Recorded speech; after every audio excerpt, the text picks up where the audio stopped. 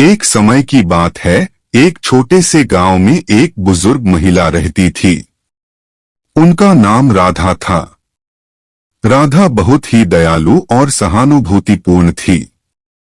वह बहुत गरीब थी, लेकिन उनकी गरीबी उनके स्नेह और दया को कभी कम नहीं कर सकी। राधा का एक ही बेटा था जिसका नाम रामू था।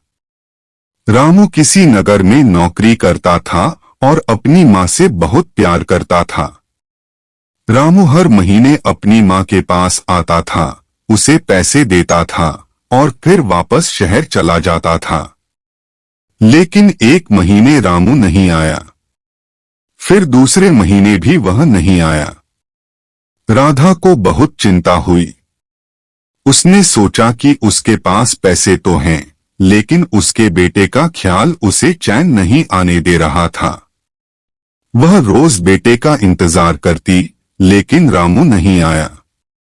अंततः राधा ने फैसला किया कि वह शहर जाएगी और अपने बेटे का पता लगाएगी।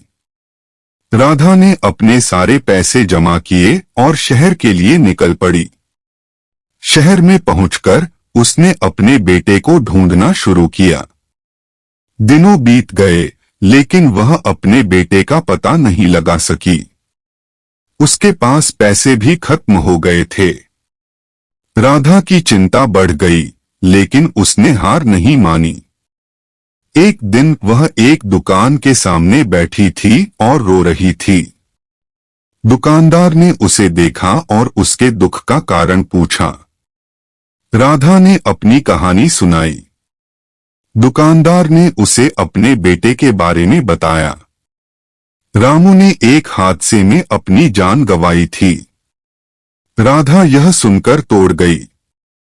उसने अपने बेटे के नाम की मिट्टी अपने हाथों से चूमी।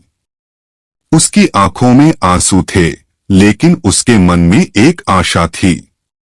उसने अपने बेटे को खोने के दुख को स्वीकार किया और अपने गांव लौटने का फैसला किया। राधा की कहानी हमें यह सिखाती है कि जीवन में कठिनाइयां आएंगी, लेकिन हमें कभी हार नहीं माननी चाहिए। उसकी कहानी हमें दया, सहानुभूति और प्यार की शक्ति के बारे में भी याद दिलाती है।